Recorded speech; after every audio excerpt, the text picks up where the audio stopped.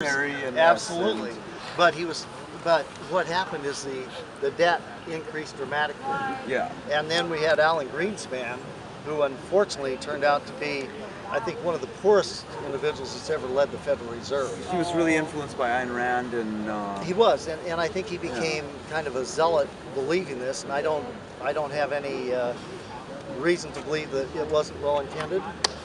But the result of it is that we incurred these massive debts. Right. So there are three ways that you get out of the debt that we have. We have almost $105 trillion of total debt if you include all the unfunded pension liabilities of the government for future contingent liabilities. Yes. Okay. Go on. $54 trillion of current liabilities. Okay. Okay. So there are three solutions. We earn our way out of it, we default, or we inflate the currency. Well, the probability is we can't earn our way out of it. True. Politically, it wouldn't be palatable to default. So eventually we're going to have monetary deflation. So if you go back and look at the Weimar Republic, the Germans, rather than financing their own war in World War I, they borrowed money to finance the war. Well, in the United States in World War II, we financed the war internally. This time, we're borrowing from Japan and China and other countries to fight wars in Afghanistan and in Iraq or wherever. So what happens is that eventually we're going to have to inflate our currency and inflate our way out of this. So we're going to be entering into a period like the Weimar Republic did shortly before the Nazis kind of took control. I'm not saying we're going in that direction. It won't be as bad as that, but not nearly. We are currently having what we would call we're having asset deflation. Housing prices are going down, building prices are going down, okay? And the result of this is a tidal wave, like a tsunami, where we'll eventually have currency inflation. Okay. But theirs was more of a sort of a reparations inflation due to them losing. Well, it's inflation because we can't earn enough. Well, we can't earn enough to earn our way out of this, so the government will print money to inflate the currency to pay off the debt. Ours is more of an economic. It's an economic, right. There are two issues here, okay? One is, how do you equitably bring taxes, revenues, to pay for the deficit that we have? Right. The second, right, and the second is a question of spending. Okay, we're in a period where we've gone overboard in terms of promising more than we can deliver. So how do we bring those two into balance where we can have responsible spending and responsible taxation? But then there's also asset allocation and the way that we allocate the assets that we have. I mean, like a huge percentage, a massive percentage of the money that we have, our discretionary spending, goes toward the military and actually, the Pentagon. It's only 7%. It's actually down. And I've got some charts and figures, economically that will show that. I just saw a chart that said it was more than 50%, but I'm not an expert. Well, it was the Iraq of discretionary spending. Yeah, it's actually the programs are really spending right. Excuse me, sir. Not a problem. The programs are really spending are Medicare, Medicaid, other entitlements, Social Security, federal employee retirement benefits, and these are all good things, okay? But you can't pay for everything. I mean, we have to draw the line at some point in time, so we have to bring this all back into balance. And what I think all of this is about is how do you bring that balance and restore common sense into the system. You asked a question about socialism, okay? Sweden has what I call sensible, responsible socialism. They've been able to balance their capitalism, which is responsible capitalism, along with responsible socialism. But also talking about balance and referring back to Reagan. Actually, Reagan. correction, that's Norway, not Sweden. Balance and Reagan. Reagan was also responsible for deregulation, which has allowed the corporations to grow as large as they have. So how can we shrink that? Well, I think trickle-down economics doesn't work. Well, Andrew Mellon is actually the one that came out with the phrase trickle-down economics. But what we have right now is because of the tax structure that we had, we now have a 15% capital gains tax, which benefits the super rich. We have a 25% ordinary, 35% ordinary income tax.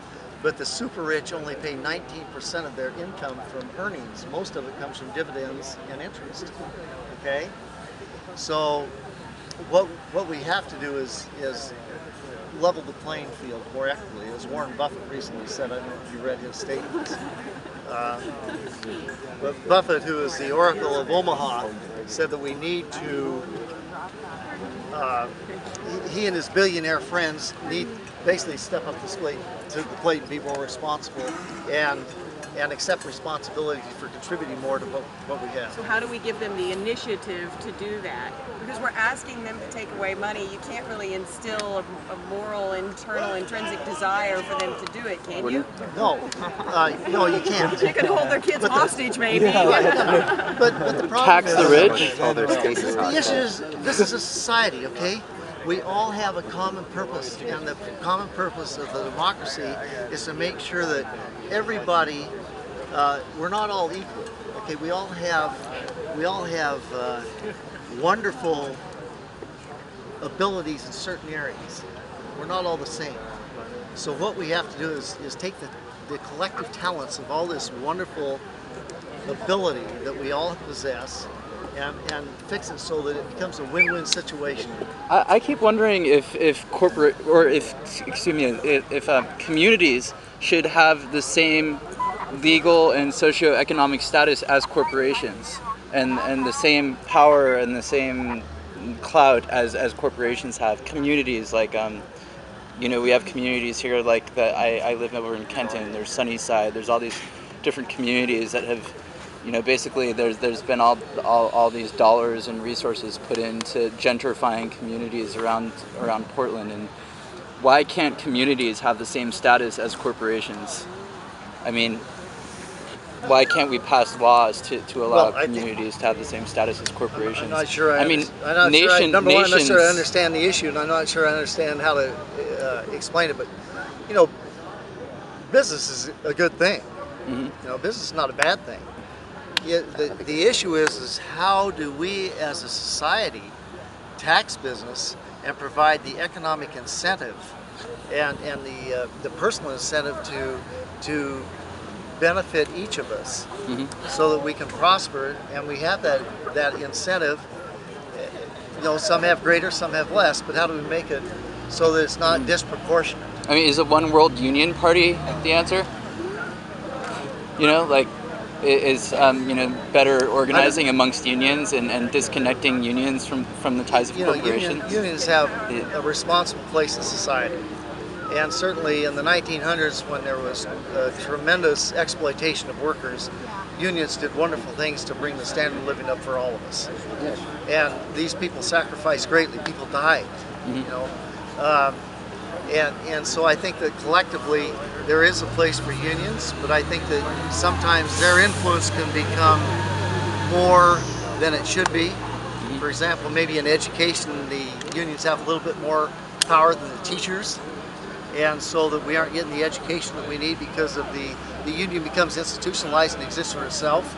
Yeah. Okay, and so again, it's a kind of a good and a bad. But then that also might be a case of them taking on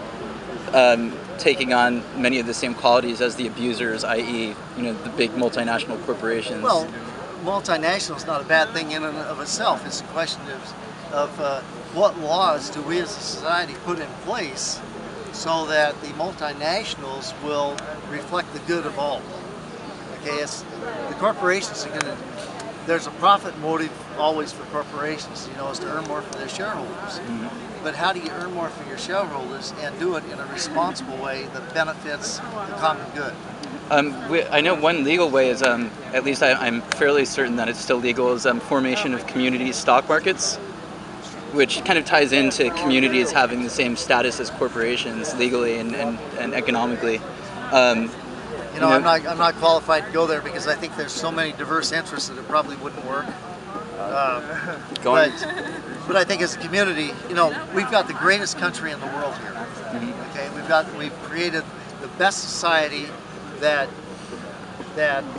has ever existed in human history, and what we don't want to do is lose it. Yeah.